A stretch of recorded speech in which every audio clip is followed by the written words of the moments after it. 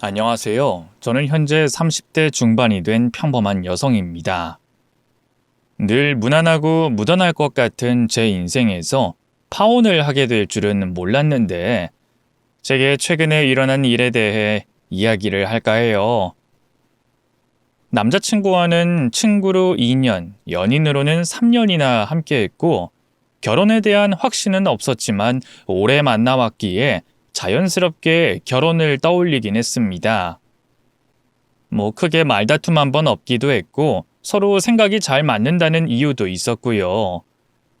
물론 그 중에서 가장 잘 맞는 것은 결혼에 대한 가치관이었습니다. 남자친구도 저도 굉장히 보수적인 성향이었거든요. 이혼? 그런 걸 할 거면 결혼을 하지 않는 게 옳다고 생각해. 우리 집에서는 상상도 할 수 없는 일이고. 뭐든 쉽게 간단하고 빠르게 하니까 이혼을 하는 거 아닐까? 그건 나도 그렇게 생각해. 결혼 자체를 가볍게 보는 느낌? 그래. 인생의 전환점이나 다름없는 결혼을 몇 개월 안에 몇 번 보고 하는 게 말이 되는 게 아니지. 알다가도 모르는 게 사람이고, 무엇보다 신중해야 할 결혼인데. 그건 맞아. 그런 면에서는 우리 참 잘 맞는 것 같아. 그렇지? 그러니까 내가 너랑 결혼을 생각하는 거야. 나랑 가치관, 사상도 비슷하고 무엇보다 안정감이 느껴지거든. 안정감. 저 역시도 그랬습니다. 남자친구가 제일 최우선에 두고 있는 결혼 상대에 대한 느낌 말이죠. 하지만 단순히 안정감 때문에 결혼을 하고 싶다는 말을 듣는 건 그다지 기분이 좋은 건 아니었습니다. 뜨거운 사랑은 아니더라도 제가 없으면 못 살게 했다는 정도의 말은 해줄 줄 알았거든요. 그래도 그런 솔직한 부분이 싫진 않았습니다. 그 부분은 저희 아버지와 달랐기 때문이었어요. 제가 남자를 고르는 기준 자체는 모두 아버지와는 다른 쪽이었습니다. 저는 어린 시절에 사고로 어머니를 잃었다고 해요. 애초에 저는 기억조차 나지 않는 이야기라서 아버지에게 전해들은 것이 전부였죠. 문제는 아버진 어머니 이야기를 해주지 않으려고 했다는 겁니다. 한참 엄마라는 존재에 대한 궁금증이 생겼을 때도 아버진 어머니 이야기를 꺼내는 것조차 싫어하셨죠. 거기에 더불어 제사도 지내지 않았고 그 흔한 사진 한 장도 보여주지 않았습니다. 그래서 어느 순간부터는 어머니가 정말 사고로 죽은 게 맞는지 의심까지 들더군요. 그래서 중학교 3학년쯤인가? 고등학교에 입학할 땐가 그 아버지에게 물어본 적이 있습니다. 내 어머니에 관한 것들을 말이죠. 아빠, 이젠 그냥 말해주면 안 될까? 혹시 엄마랑 이혼했어? 뭐? 아이 사고로 죽었다고 몇 번을 말해. 왜 자꾸 엄마 이야기를 해? 아니, 처음엔 아빠가 속상해서 그런 말 하는 줄 알았어. 대충 둘러대고 끝내려는 느낌? 근데 나도 알고 싶어서 그래. 정확하게 어떤 사고였고, 나랑은 어떤 추억이 있고. 알아서 뭐 하려고? 그냥 없는 사람이라고 생각하면 그만이고, 실제로도 없는 사람이야. 어쨌든 있었다는 말이기도 하잖아. 나는 좀 알면 안 돼? 그냥 사고였어. 단순한 사고. 아빠! 그럼 엄마랑은 어떻게 만났는지 그런 말도 못 해줘? 아빠는 추억이 하나도 없어? 엄마는 좋은 사람이었어. 진짜 너무 답답해. 왜 이렇게 숨겨? 혹시 아빠가 바람이라도 피웠어? 그런 거 아니야. 이렇게까지 하는 이유를 모르겠어. 어릴 때는 그렇다고 쳐. 근데 지금은? 이 정도면 알만한 나이 아니야? 그냥 말해줘도 충분할 텐데 왜 매번 숨기고 감추고. 말할 게 뭐가 있어? 네가 너무 어렸고 너 태어나는 어쨌든 너무 어려서 별다른 내용도 없어. 그저 확실한 건 엄마는 널 굉장히 사랑했다는 거야. 씁쓸한 표정의 아버지를 보면 차마 더 이야기를 할 수가 없었습니다. 늘 시작은 잘 모르겠다 해서 엄마는 널 사랑했다로 끝나는 그 이야기가 제 엄마에 대한 전부였죠. 침묵과 거짓말 같은 짧은 이야기. 그래서 저는 무심해도 솔직한 남자친구의 성격이 좋았습니다. 적어도 제게 거짓말을 할 것 같지는 않았으니까요. 그렇다고 아버지가 싫은 건 아니었습니다. 어머니의 빈자리를 채워주진 못했고 늘 바쁘고 지쳐 보였지만 저에게만은 다정하게 웃어주셨거든요. 유난히 지친 날에는 어김없이 한 손에는 쓸모없는 인형이나 장난감을 들고 오셨고 어떤 때는 빵이나 튀긴 닭을 가지고 오셨죠. 저는 그런 아버지가 좋았습니다. 하지만 어렸기에 너무 외로웠죠. 불이 꺼진 깜깜한 방에 홀로 있어야 했고 천둥이 치는 날에도 이불에 몸을 숨기고 홀로 떨어야 했어요. 더구나 어린 저는 늘 아버지에게 짐이 되는 존재라는 생각을 떨칠 수가 없었습니다. 출장이요? 그건 좀... 당일에 올라오는 건 안 될까요? 다시 아침에 출발해도 좋고요. 불가능하다고요? 알겠습니다. 네. 당시 아버지는 저로 인해 직업을 수십 번 바꿔야 했어요. 그 어떤 회사도 아이를 홀로 키우는 아버지에 관한 배려를 해주지 않았기 때문이었죠. 아버지는 그 일을 제가 모른다고 생각하지만 저는 모든 게 저 때문이라는 걸 알았고 눈치를 보기 시작했습니다. 작은 한숨에도 몸이 움츠려들었고 마음이 무거워지는 기분을 느껴야 했죠. 결국 아버지는 저 때문에 일용직을 전전하거나 배달을 하게 됐습니다. 평생 책상 앞에서만 일을 했던 아버지의 인생 자체를 제가 망친 것 같은 죄책감을 가지기에 충분했죠. 아빠, 나 혼자 잘 있을 수 있어. 그러니까 그냥 회사 다녀, 응? 아니야. 아빠는 지금 하는 일이 더 좋아. 우리 딸이랑 더 오래 같이 있을 수 있잖아. 이제 학교도 다니고 하니까 나 정말 괜찮아. 밥도 할 수 있어. 너 아직 어려. 혼자 둘 수는 없어. 고아였던 아버지에게는 도움을 요청할 가족도 없었습니다. 그리고 아무래도 딸이었던 저를 혼자 두고 간다는 건 스스로가 용납할 수 없었던 것도 있었고요. 그러다 제가 중학생이 됐을 때 아버지는 비로소 일용직을 그만두고 청소업체에 들어가서 일을 배우게 됐죠. 그때는 이미 이전에 했던 일을 구할 수 없었기 때문이었습니다. 일용직을 수년간 해왔던 경력은 오히려 오점이 돼 남아버렸으니까요. 그래서 저는 아버지에 대한 미안한 마음을 늘 열쇠고리처럼 달고 살았습니다. 무뚝뚝하고 바보같이 우직한 아버지가 싫은 건 모두 그런 이유였죠. 너무 미안해서 밉고 가여워서 짜증이 나는 그런 종류의 미움이라면 이해하실까요? 그래서 저는 더 악착같이 아버지와는 정반대의 사람을 만나려고 노력했습니다. 조금은 야가 빠지고 필터 없이 솔직한 그런 사람이요. 그런데 그 이상형의 완벽한 남자친구와 결혼을 준비하기 시작하자 문제가 발생하기 시작했습니다. 예비 시댁에서 저를 마음에 들어하지 않았거든요. 그리고 그걸 알게 된 건 남자친구가 전달해줬기 때문입니다. 엄마가 너 싫대. 아니, 아직 인사도 안 드렸는데 싫다니? 그게 무슨 말이야? 장난이면 좀 심한데? 그냥 너에 대해서 이야기해달라고 해서 몇 가지 말해줬는데 결혼은 보류하는 게 좋겠다고 하시더라. 물론 설득을 할 생각이긴 한데 일단 엄마 생각은 그래. 뭐가 싫은 건데? 고칠 수 있는 거면 고치고 그런 노력 정도는 일단은 직업. 뭐? 기가 찼습니다. 저는 25살까지는 중소기업에서 일을 했지만 자격증도 따고 공부도 해서 이름 있는 회사에 다니고 있었기 때문이었죠. 27살에는 계약직에서 정규직으로 전환됐고요. 그러니 다른 건 몰라도 직업 가지고 저를 싫어한다는 말을 들을 줄은 몰랐죠.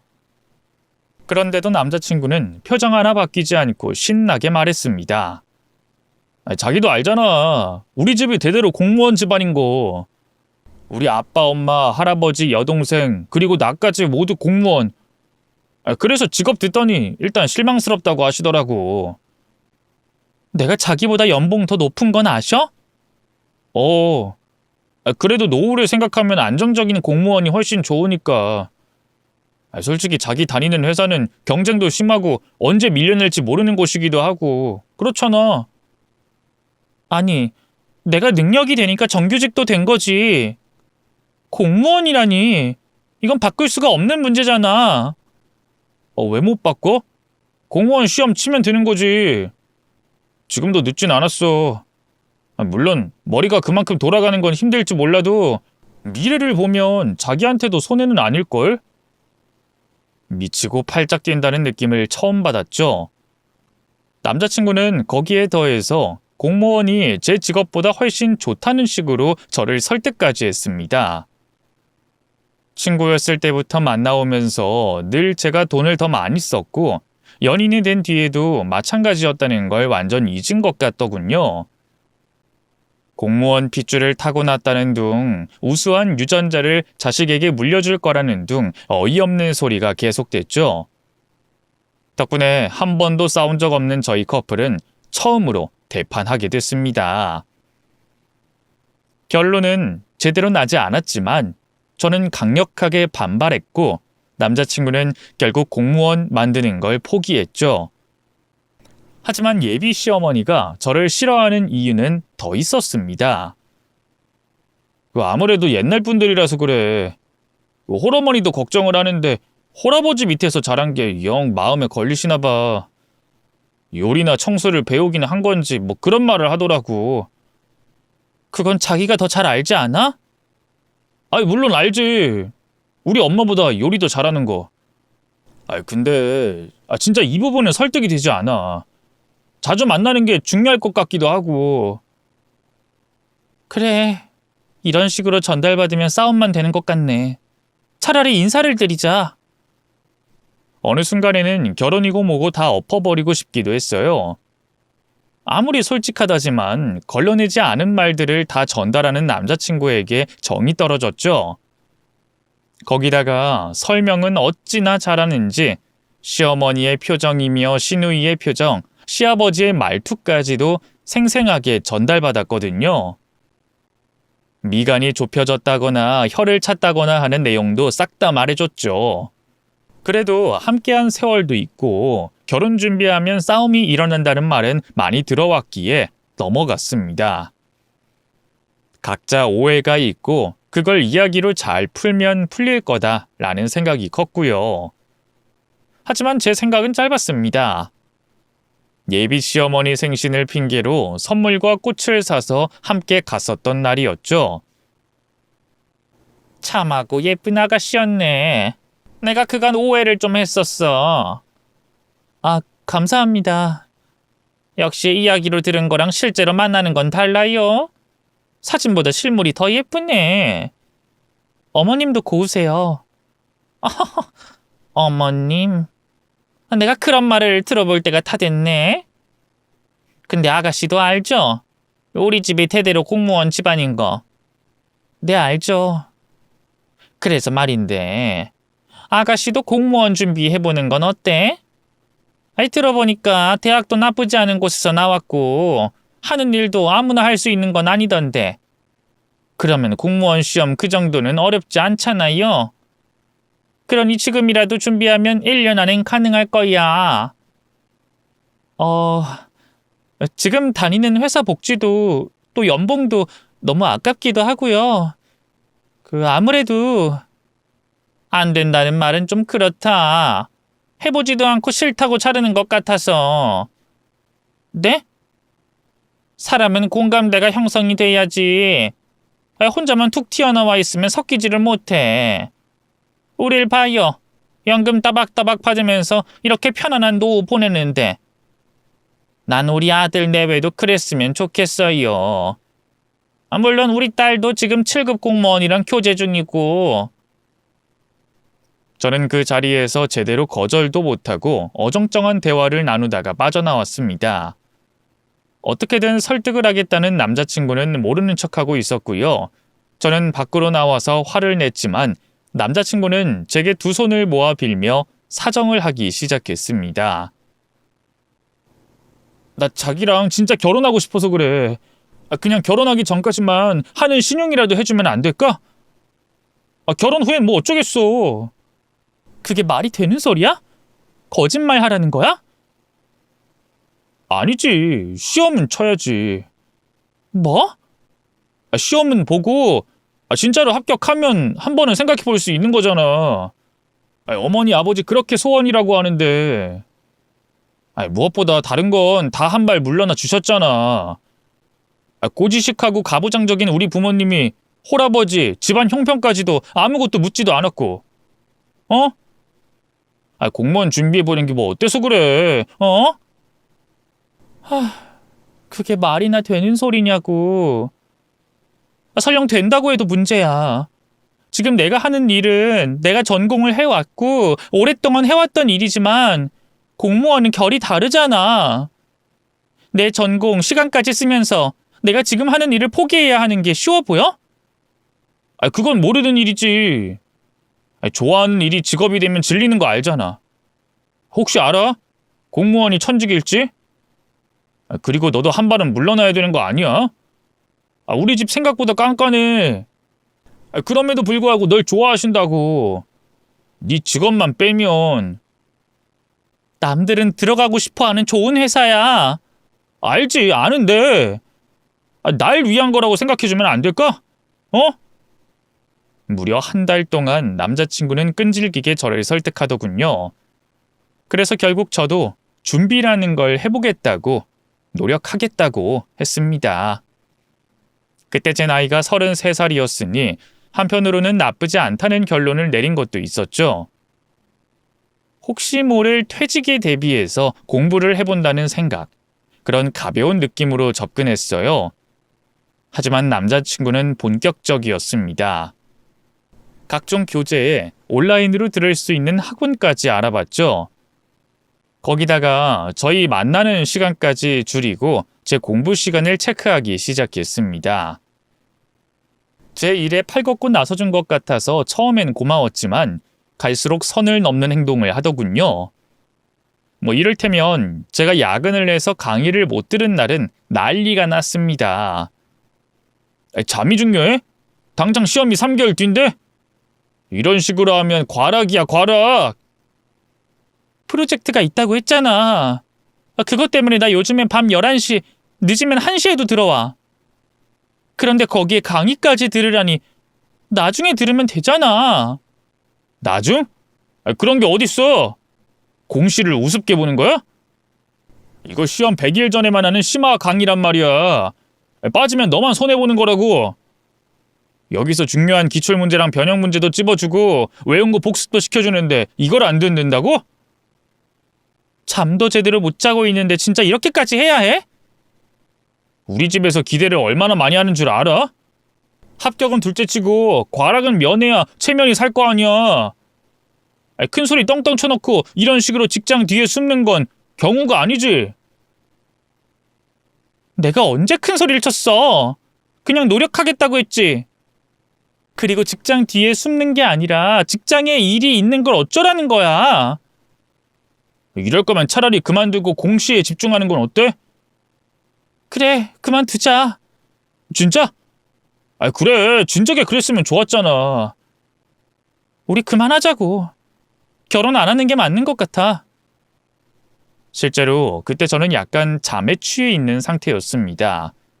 하지만 다음 날이 돼도 며칠이 지난 후에도 제 발언이 후회되진 않았죠. 제대로 먹지도 씻지도 못하고 있는 여자친구를 몰아가는 그 사람을 보면서 제 선택이 옳다고 생각했습니다. 그런데 그로부터 한 달 후에 남자친구가 저희 회사 앞으로 찾아와 눈물까지 터뜨렸죠. 함께 지낸 시간을 생각하면 저 말고 다른 사람과 결혼을 못하겠다고 했습니다. 그리고는 앞으로는 절대로 공무원을 강요하지 않겠다고 하며 제게 손을 내밀었어요. 물론 초반엔 거절했습니다. 아무래도 부모님이 워낙 완고하시니 걱정이 됐거든요. 그런데 남자친구는 절대로 그런 일은 없을 거라고 했고 끈질긴 구애 끝에 제가 한 발 물러났죠. 그럼에도 찜찜한 마음은 가시지 않았습니다. 자꾸만 이런저런 일들로 싸우게 되는데 인연이 아닌 것 같다는 생각이 고개를 들었거든요. 거기다 미운 털이 박힌 게 분명할 거라는 걱정도 앞섰죠. 사실 저는 어머니의 정을 받지 못하고 자랐기에 시부모님이 생기면 친딸처럼 자라겠다는 생각을 가지고 있었습니다. 특히나 시어머니와는 특별하게 잘 지내고 싶었죠. 보통의 며느리들처럼 착한 며느리보다 진짜 딸 같은 며느리가 되고 싶었고요. 보너스 받으면 용돈도 드리고 여행도 같이 가고 목욕탕에 가서 때도 밀어드리고 피부 관리실도 끊어서 같이 다니는 상상을 해왔던 터라 실망하지 않을 수 없었습니다. 뭔가 첫 단추부터 꼬인 느낌이랄까? 어쨌든 저희는 그 상태로 상견례를 하게 됐어요. 그곳은 개인 룸이 구비된 곳이었고 조용하고 고급스러워서 상견례장으로 인기가 있는 한정식 집이었습니다. 아버진 아침부터 엄청 긴장을 하셨어요. 아무래도 사돈 어른들을 만나러 가는 자리였기에 신경도 많이 쓰였죠. 이 옷으로 괜찮을까? 좀 더 비싼 옷을 살 걸 그랬나? 아빠도 참 괜찮아. 그분들이 무슨 재벌도 아니고. 그래도 공무원이셨다며. 이런 복장이 얼마나 중요한데. 넥타이는 이게 좋을까? 회색 섞인 그걸로 하는 게 좋겠네. 혹시나 내 직업을 마음에 들어하지 않으시진 않을지. 아빠가 시집가? 아빠 직업이 뭐 어때서? 그리고 돈도 잘 벌잖아. 그래도 좀 그럴까봐 그렇지. 괜찮아. 그런 분들 아니야. 오히려 내 직업이 공무원이었으면 하시는 분들이지.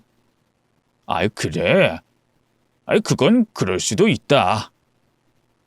진짜 그렇게 생각해? 난 그것 때문에 불만인데. 시대가 다르잖니.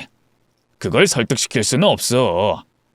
나라도 우리 집이 대대로 공무원 집이면 며느리가 공무원이면 좋겠다는 생각을 할 거다. 그런가? 진짜 어렵다 어려워. 결혼이라는 거. 아빠도 어렵게 결혼했었어. 어머, 어쩐 일이야? 엄마 이야기를 다 하고? 어렵게 결혼했지만 행복했다. 그것만은 확실해. 그러니까 너도 너무 힘들어하지 마라. 과정이 뭐가 됐든 결혼해서 행복하게 살면 되는 거야. 알았지? 알았어. 고마워, 아빠. 난생 처음으로 아빠가 먼저 자신의 결혼 이야기를 꺼낸 순간이었습니다. 신기하기도 하고 기분도 이상하더군요. 한편으론 예상은 같습니다. 고아였던 아버지와 어머니가 결혼을 할 때 순탄하지 않았을 거라는 걸요. 그런데 생각이 거기까지 미치자 어머니 쪽에 가족들이 문득 궁금해졌습니다. 반대를 했다면 혹시 어머니에게는 가족들, 저에게는 친척이 있을지도 모른다는 묘한 기대감이었죠. 하지만 아버진 더는 이야기하지 않으려는 것 같았습니다. 늘 그렇듯이 저는 포기를 해버렸고요. 솔직히 지금 제가 30이 넘어가는데 한 번도 찾지 않았다는 건 이유가 있을 테고 저 역시도 달갑진 않을 것 같았습니다. 인생을 살아오면서 기대를 하면 할수록 실망이 커진다는 걸 알았기에 더는 기대하고 싶지도 않았다는 말이 정확하겠네요. 그리고 상견례가 진행됐죠. 남자친구 쪽에는 예비 시누이와 시부모님, 저희는 아버지만 참석한 상태였습니다. 생각보다는 수월하게 잘 진행이 됐어요. 형식적이지만 서로의 차림에 대해서 칭찬하고 각자의 자식들 칭찬을 하면서 식사를 시작했죠. 그런데 예비 시어머니가 자꾸만 아버지를 뚫어지게 보더군요. 그리고는 고개를 갸웃하고 또 보고 다시 갸웃하고 그러다가 뭔가 생각이 난 것처럼 주먹을 쥐고 손바닥을 쳤습니다. 혹시 사돈, 저랑 만난 적 없으세요? 제가 분명히 어디서 봤거든요. 어디서 말씀하시는 건지? 제가 워낙 많이 돌아다니긴 하지만 저는 기억이 잘... 집? 거긴 아니고. 가게? 가게도 아닐 텐데. 네? 가게요? 혹시 그 가게의 위치가 어딘지... 거긴 아닐 거예요. 그 시청 앞에 먹자골목에 보면 큰 건물 1층 있죠? 거기거든요. 저랑 남편이랑 퇴직하고 최근에 정말 어렵게 들어갔어요. 거기가 장사가 워낙 잘 되는 곳이기도 하고 들어가기가 너무 힘들거든요. 경쟁이 얼마나 치열했는지 몰라요. 근데 거긴 아니죠. 그 아직도 공사 중이기도 하고 가게 인테리어하고 조만간 오픈을... 시어머니는 한참 이야기를 하다가 뚝 멈췄습니다. 그리고는 표정이 바뀌더군요. 청소 맞죠? 저희 입주 청소 맡긴... 네, 맞네요. 거기 먹자골목의 상가들은 다 저희 회사랑... 회사? 왜 이런 중요한 건 이야기를 안 했는지 모르겠네. 시어머니는 딱딱하게 굳은 표정으로 수저를 내려놓고 저를 보셨습니다. 의도적으로 숨긴 거지? 아버지 직업이 부끄러웠던 거야? 네? 아니요. 저는 분명 이야기했어요. 나한테 청소한다고 말을 했다는 거야? 난 분명히 회사원으로 들었어. 제가 남자친구를 보자 곤란한 표정으로 제게 손을 살짝 흔들더니 시어머니의 어깨를 잡고 말리는 신용을 했죠. 엄마, 그게 회사원이지. 청소업체에서 일하고 계시고 명색이 4대 보험 들고 일하는 직장이니까. 회사원도 여러 종류가 있는 법이고. 그 말을 들으니 남자친구가 중간에서 어떻게 말했을지 감이 왔습니다. 아무래도 제가 공무원이 아니라 반대가 심하니 저희 아버지 직업을 교묘하게 거짓말로 전달한 것 같았어요. 저를 대놓고 싫어하느라 제게 직접 이야기를 들을 기회도 없었고 오로지 공무원이 아니라는 것에만 관심을 두었으니 아버지 직업을 물어본 적도 없었고 말이죠. 뚫린 입이라고 해도 말은 바로 해야지. 청소하는 사람이 운전을 하면 운전수니? 운송업이 아니야. 그냥 청소부야. 엄마. 직업에 귀천이 없다고 엄마도 그랬잖아. 남은 그래도 되지. 청소를 하든 빨래를 하든. 근데 사돈은 다르지? 엄마 친구들은 사돈이 뭐 하는 사람인지 다 말한다. 그런데 지금 내 입으로 청소? 그것도 내 가게 건물 청소를 하는 사람이 사돈이라고 말을 하라는 거니? 시어머니는 자세를 고쳐잡고 저와 저희 아버지를 보시며 말씀을 이어갔습니다. 사돈, 저희 집이 대대로 공무원이라는 건 알고 계시죠? 네, 그렇습니다. 그래서 싫으신가요? 네? 좋으시잖아요. 안정적이고 좋은 직장이니까 그렇게 호불호가 있는 게 직업이라는 겁니다. 그러니 제가 사돈의 직업을 탐탁치 않게 생각하는 것도 이해해 주시기 바랍니다. 저도 너무 놀라서 그래요. 더구나 저희 건물을 맡고 계신다니까 더더욱 몰아드릴 말씀이 없네요. 곤란하실 것 같긴 하네요. 죄송합니다. 아버지가 난처한 표정을 지으며 고개까지 숙이는 걸 보니 저는 천불이 났습니다. 그런 말을 하는 의도도 잘 모르겠고 아버지의 직업이 왜 문제가 되는지도 모르겠더군요. 아버지가 그런 일을 하기 시작한 게 순전히 제 탓이었기에 더욱 화가 났죠. 더구나 상견례 당일 아침에 아버지가 자신의 결혼이 힘들었다는 이야기가 떠오르며 지금 상황이 얼마나 속상할지 느껴져서 마음이 아팠습니다. 자신처럼 딸 역시도 거부되고 있다는 생각을 하면 얼마나 상처가 됐을지 상상을 하니 그 결혼 자체가 너무 하고 싶지 않았어요. 그래서 저도 참지 않았습니다. 공무원이 뭐야? 뭐? 너 지금 뭐라고 했니? 공무원이 그렇게 대단한 게 아니라는 뜻으로 이야기한 거거든요. 공무원인 거 물론 좋죠. 나쁜 직업은 아니니까. 그런데 공무원 수가 많고 공무원이 되고 싶은 사람이 많다는 게 크게 보면 나라에 일자리가 없다는 뜻이고 경제가 어렵다는 뜻이라고 생각해요. 전공을 해오고 공부했던 걸 모두 접고 기계처럼 들어가서 일을 하고 싶어 하는 거잖아요. 일반 회사를 다니는 사람들은 그래도 본인이 하고 싶고 할 수 있는 일을 하는 건데 그게 뭐 어때서 그런 식으로 말씀하시는 건지 모르겠어서요. 저는 또박또박 눈을 마주치며 말했죠. 그랬더니 남자친구가 끼어들어 언성을 높였습니다. 그만 못해? 지금 상견례하는 자리야. 알아. 너도 너희 어머니한테 내가 그러면 안 된다고 말하는 거잖아. 나 역시도 어머님한테 우리 아버지한테 함부로 말하지 말라고 말하는 거야. 너 지금 날 가르치는 거니? 대체 가정교육을 어떻게 받았길래? 시어머니가 부들부들 떨자 저희 아버지가 죄송하다면서 제 손을 잡고는 고개를 숙였죠. 하지만 저는 그 손을 떨어뜨려 놓고 얼굴에 빙긋 미소를 지어 보였습니다. 가정교육을 잘 받았으니 불합리한 것을 지적할 줄 아는 솔직한 어른이 된 거 아닐까요? 야! 너 당장 사과해. 엄마한테 이게 무슨 짓이야?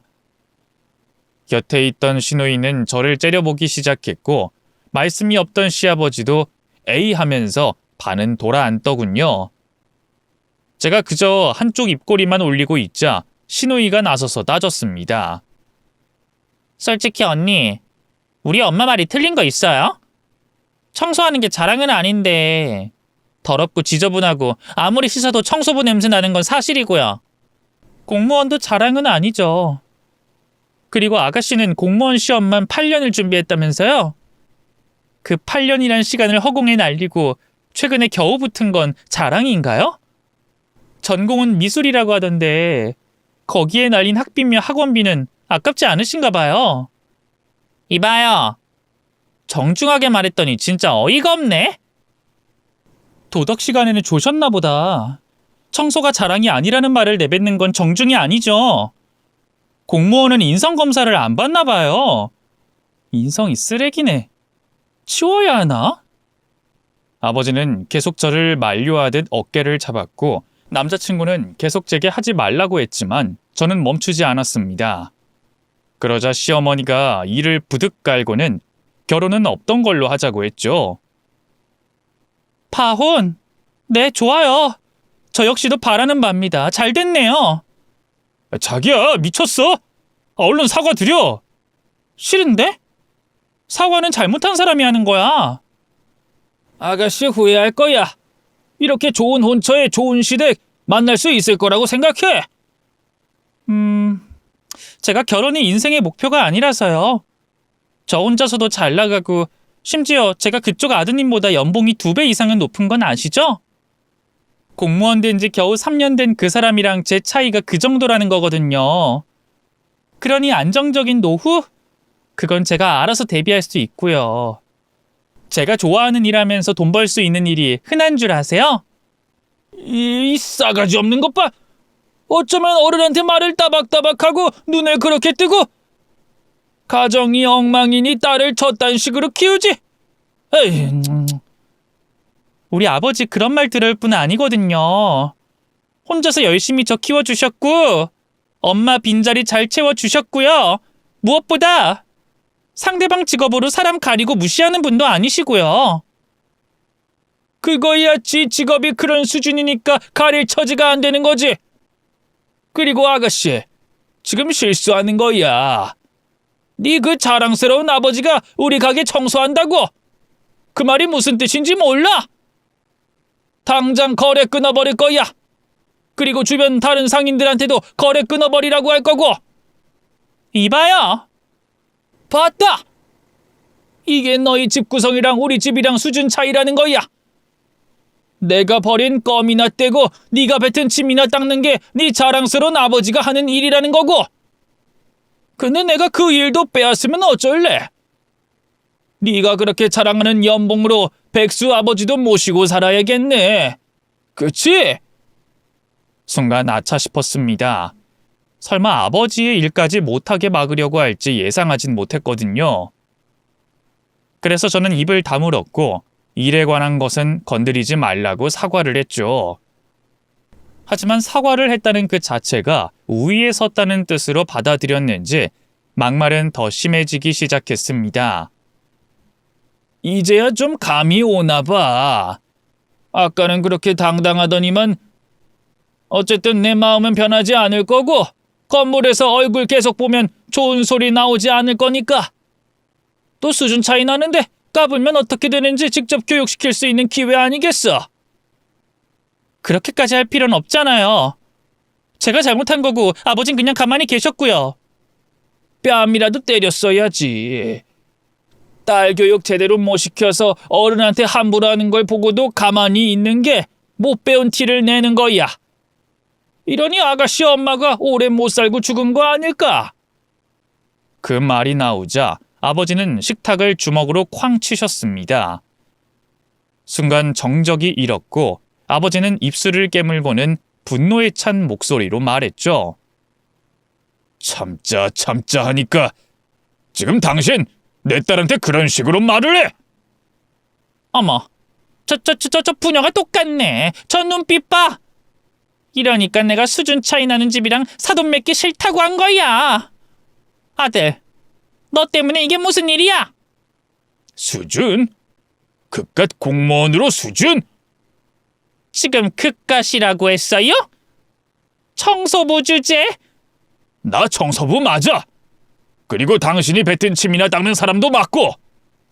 그런데 내 딸은 아니거든. 그 수준 차이 내가 보여줄게. 그 수준 차이가 뭔지 제대로. 아버지는 어디론가 전화를 걸었습니다. 그리고 도와달라는 말과 예비 시부모님이 하는 가게의 주소를 말하더군요. 시어머니는 그걸 듣고 콧방귀를 꼈고 시아버지 역시도 비웃었죠. 하지만 전화를 끊자마자 시어머니의 전화가 다시 걸려왔습니다. 급하게 전화를 받으러 밖으로 뛰어나갔는데 저는 대충 분위기를 보고 그 자리에서 일어나려고 했어요. 그런데 아버지가 저를 잡았습니다. 왜, 나가자. 더는 여기서 모욕적인 말 들을 필요 없어.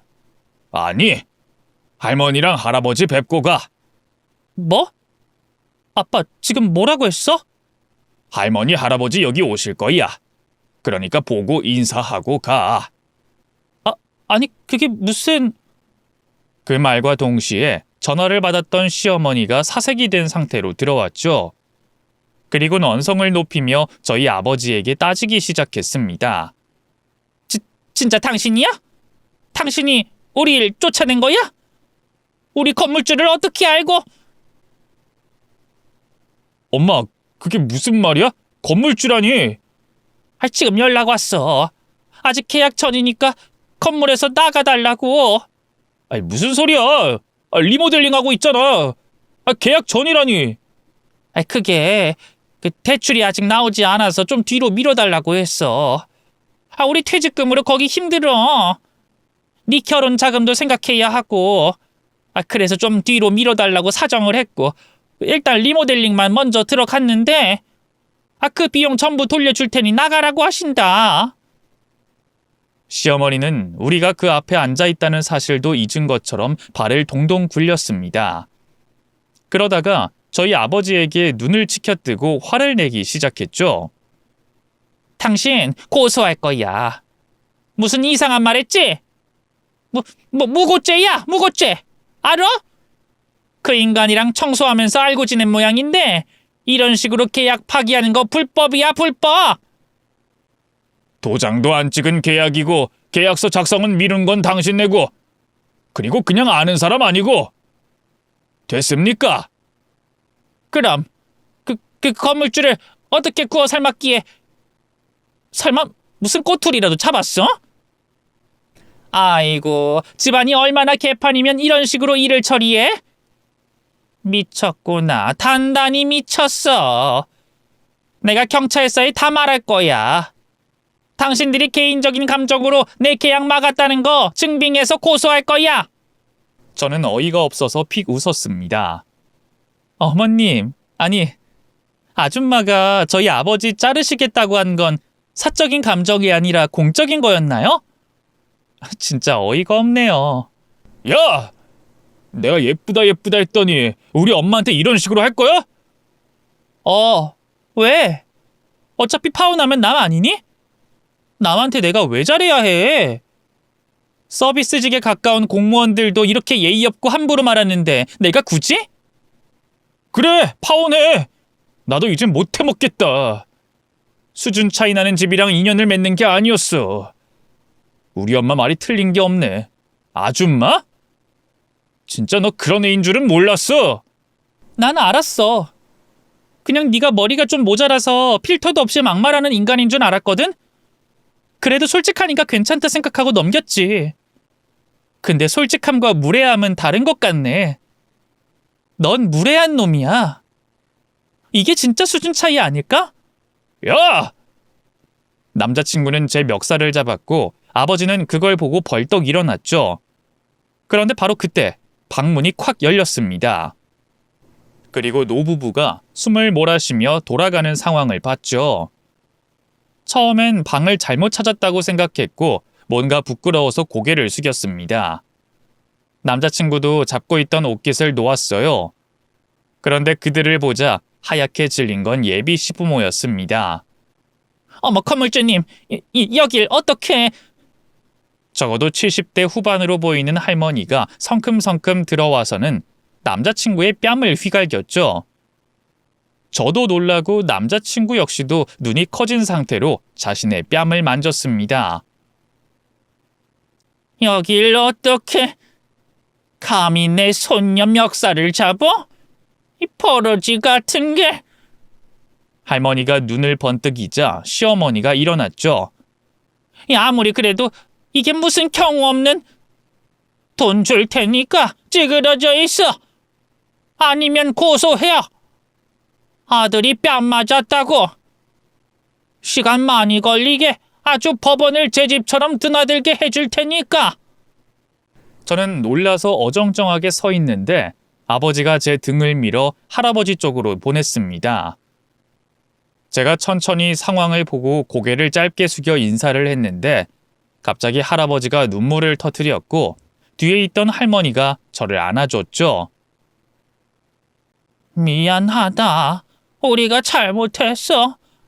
어쩜 이렇게 꼭 닮았을꼬. 내 딸이랑. 딸? 너희 엄마. 우리 하나밖에 없는 외동딸. 제 엄마요? 엄마? 제 얼굴을 쓸고 닦으면서도 계속 눈물을 흘리는 할머니와 할아버지 때문에 당황한 건 저뿐이 아니었습니다. 시부모님은 사색이 됐고 남자친구는 눈이 2배는 커졌죠. 처음엔 믿지 않다가 나중에 현실로 다가온 게 확실해 보였습니다. 웃긴 건 서로 귓속말로 뭔가를 빠르게 말하더니 태도를 바꿨다는 거였죠. 이렇게 된 거 앉아서 이야기를 해보자. 우리 감정이 너무 격해져서 실수를 한 것 같다. 천천히 이야기를 다시 해보자는 식이었습니다. 그런데 할머니와 할아버지는 앞뒤 상황을 모르는데도 그쪽을 돌아보지도 않았어요. 저기요, 사돈. 지금 우리 사위한테 사돈이라고 하셨어요? 세입자가 될 뻔한 분. 아유, 그게 지금 이 자리가 조금 오해가 있어서 그렇지 사실은 처음엔 분위기가 참 좋았고 설명 이런 거 필요 없어요. 네? 아유, 건물주님이 차차 들으시면 될 것 같은데. 아유, 오해는 풀어야 해서요. 오해? 내 눈으로 내 손녀가 멱살 잡힌 걸 봤는데 오해? 그건 제 아들이 너무 흥분한 손녀분을 말리는 과정에서 벌어진. 됐고, 대충 저희 건물 들어오려고 했을 때 경제 사정이며 이것저것 다 봤다는 거 아시죠? 네네, 그렇죠. 그래서 저희 손녀 못 들으겠다고 말하고 싶네요. 네? 물론 저희는 경제력은 이제 안 봅니다. 예전에 그랬다가 피를 봤거든. 근데 인성은 봐요. 내 사위가 그쪽 말을 꺼내면서 개인적으로 연락할 정도면 말할 것도 없을 정도로 쓰레기라는 뜻이겠죠? 그러니까 결혼 이야기는 여기서 없던 걸로 합시다. 하지만 어르신, 애들 문제를 이렇게 관여하는 건 말귀를 못 알아들으세요? 수준 차이 나서 안 된다고요. 인성 수준. 할머니는 일부러 들으라는 듯이 제게 말했습니다. 너에게 모두 주마. 그 건물 그것도 너 해라. 아파트도 좀 있고 빌라도 있어. 그리고 우리가 살고 있는 집도 네 앞으로 해주마. 그러니까 수준에 맞춰서 좀 더 인성 좋고 바른 남자를 만나서 살아라. 이를테면 너희 아빠 같은 사람 말이다. 네? 저희 아빠... 그 말에 저희 아버지를 돌아보니 생각이 많은 표정으로 고개를 숙이고 있었죠. 네, 꼭 저희 아빠 같은 사람 만날게요. 저는 대답했습니다. 그러자 아버지가 우시더군요. 눈물을 뚝뚝 흘리면서 그간 참았던 것들을 터뜨리는 것 같았죠. 할아버지는 그런 아버지를 보면서 미안하다고 하셨고 할머니는 눈물을 흘리셨습니다. 그런데 씩씩거리면서 있던 남자친구가 제 손을 덥석 잡았죠. 너 없으면 못 살아. 알잖아. 응? 저는 그 손을 뿌리쳤습니다. 친구로 또 연인으로 지내면서 단 한 번도 그런 말 못 들어봤어. 알아? 내가 편해서 좋다고 그랬지? 바람 피우지 않을 것 같아서, 이혼 안 할 것 같아서, 고지식하고 요리 잘해서 좋다고 그랬잖아.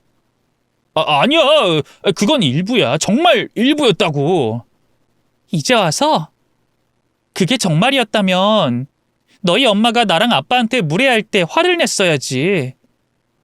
공무원 시키려고 했을 때 성질 냈어야지. 넌 너네 부모님보다 더 나빠. 알아? 자기야, 왜 그래? 아까 파혼했어, 우리. 이제 더는 자기라고 부르지 말아줘.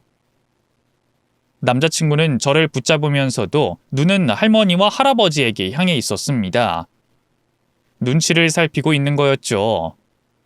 거기다가 그 옆에서는 더 하라는 듯 시어머니와 시아버지가 팔을 툭툭 치고 있었고 시누이는 애써 미소를 보이면서 사람 좋은 척 연기를 하더군요. 솔직히 그걸 보는데 약간 소름 끼쳤습니다. 그래서 얼른 아버지와 할머니, 할아버지와 함께 자리를 나섰어요.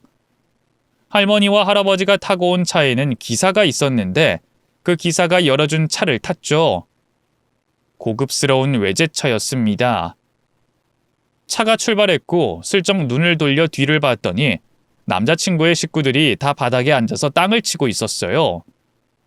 그리고 남자친구와 시어머니는 들리진 않았지만 서로 언성을 높이는 것처럼 입을 벌리고 삿대질을 하고 있었죠. 최악이었습니다. 하지만 저는 그걸 더는 신경 쓸 여력이 없었어요. 제 어머니에 관한 이야기를 드디어 듣게 됐기 때문이었죠.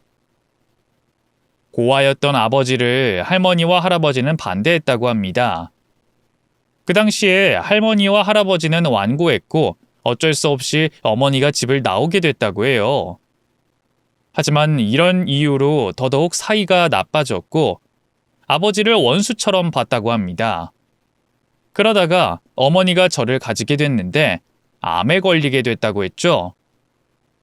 병원에서는 아이를 지우고 치료를 하라고 했지만 어머니는 저를 포기하지 않으려고 했답니다.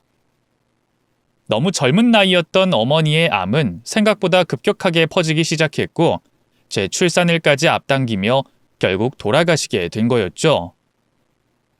충격적이었습니다. 제 생일이 어머니의 제삿날이었다는 뜻이 되니까요.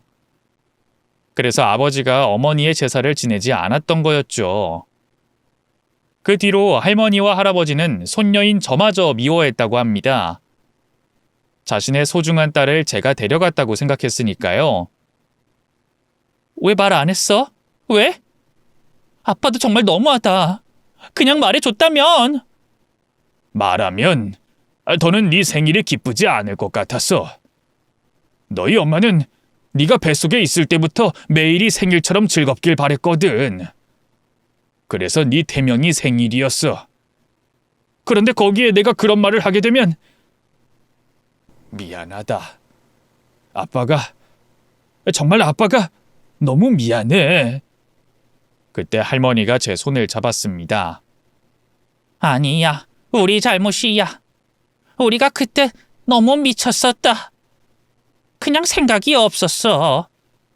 우리 고집에 애한테 그렇게 스트레스를 주고 병이 난 것도 우리 때문이었어. 그런데 그걸 인정하기 싫어서 어린 널 미워했다. 미안하다. 정말 죽을 죄를 지었다. 할머니는 오랜 시간 저희 부녀를 찾아다녔다고 하더군요. 반대로 아버진 매번 도망치셨다고 합니다. 혹시나 뒷조사를 할 걸 우려해 주소지 자체를 회사로 바꿔놓기까지 했다고 했죠. 그럼에도 할머니와 할아버진 결국 아버지가 어디서 일하는지 알아낸 후에 그 중에 하나의 건물을 사서 연결점을 만들었다고 합니다. 거기가 바로 남자친구의 부모님이 들어가서 장사하려고 했던 그 건물이었고요. 물론 아버지는 제가 혹시나 어머니의 죽음에 대한 죄책감을 가지게 될까봐 만남을 거부했다고 했죠. 하지만 결국 억지로 전화번호 하나만 받았고 결혼식에 부르는 정도로 마무리하려고 했다더군요. 그날 아버지는 할머니와 할아버지가 집으로 돌아간 후에도 계속 어머니에 관한 이야기를 해주셨습니다. 어떻게 만났고 성격은 어땠고 얼마나 예쁘고 좋은 사람이었는지 말이죠. 솔직히 듣는데 눈물이 났습니다. 그간 얼마나 말을 하고 싶었을까, 얼마나 자랑하고 싶었을까 하는 생각이 들었거든요. 그런데 이야기를 들으면 들을수록 아버진 팔불출이 따로 없었습니다. 본인이 재혼하지 못한 건 아직까지 그런 예쁜 여자가 없었기 때문이라고 하더군요. 그 말을 하는 아버지의 모습은 마치 데이트를 하기 전날 20대 청년으로 돌아간 것 같았죠. 얼굴을 붉히고 입가에는 미소가 떠나지 않았어요. 문제는 그게 정말 심각했다는 겁니다. 아, 맞다. 너희 엄마는 머리카락이 허리까지 길었거든. 거기다가 머릿결은 얼마나 좋았는지 개털인 너랑은 절대로 비교가 되지 않아. 네 머리카락은 아빠를 닮았거든. 드라이기로도 타고 햇빛에도 상하는 그런 개털 말이야. 아빠, 지금 한 달 넘게 엄마 이야기만 하고 있어. 어제는 엄마 방구 이야기만 하더니 오늘은 머리카락? 그리고 왜 자꾸 나를 비교해? 나도 할머니가 예쁘다고 했거든? 그것도 완전? 피부도 엄마랑 똑같다고 그랬다고. 물론 그렇지. 근데 너희 엄마는 말이다. 피부는 더 좋았고 거기에 머리카락이 튼튼하고 숱이 얼마나 많은지 아주 까만색 머리였는데 머리를 감지 않아도 기름도 피지 않고 그래서 실험을 해봤지. 일주일 동안은 티가 안 나더라. 아빠, 그만! 거의 매일같이 할머니와 할아버지를 만나는데 부모님인 두 분이 질릴 정도로 아버지는 팔불출티를 내고 다녔어요. 제가 한 번도 발견하지 못한 사진첩은 휴대폰처럼 들고 다니면서 사진에 대한 설명까지 하셨죠. 그런 아버지를 할머니와 할아버지도 질색하셨지만 말만 그렇지 은근히 기분 좋아 보이셨습니다. 그리고 저는 유학 준비를 하고 있어요. 할머니와 할아버지가 저를 위해서 좀 더 넓은 세상을 보여주고 싶다고 하셨기 때문입니다. 떨어져 있는 게 싫다면서 자꾸 저를 멀리 보내려는 이유는 외국에 집이 있었기 때문이었고요. 물론 1년 정도는 해외에서 아버지와 할머니, 할아버지 모두 함께 있기로 했습니다. 딱히 공부를 더 하고 싶지는 않았지만 저도 생활의 환기를 하고 싶어 회사를 얼마 전에 그만두게 됐고 여기저기 여행을 다니는 중이죠. 솔직히 저희 회사 너무 좋지만 일을 하는 걸 좋아하는 사람은 없잖아요. 그저 마음 편안하게 생활하고 가격에 상관없이 쇼핑하고 이런 생활을 당분간은 즐겨볼까 합니다. 모두 궁금해하실 남자친구는 어떻게 됐는진 잘 모르겠어요.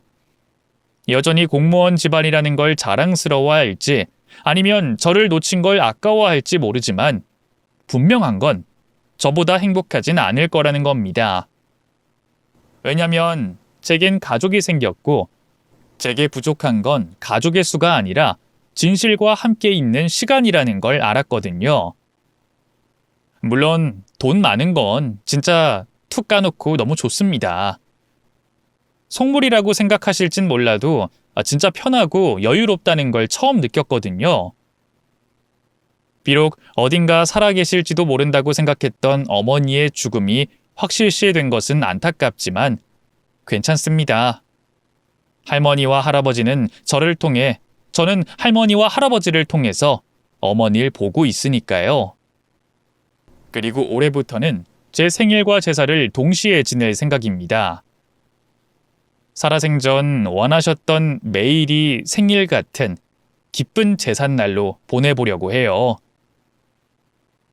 제 이야기는 여기까지입니다. 끝까지 제 이야기 들어주셔서 감사하고 다른 구독자님들도 모두 매일이 생일 같은 하루가 되셨으면 좋겠어요.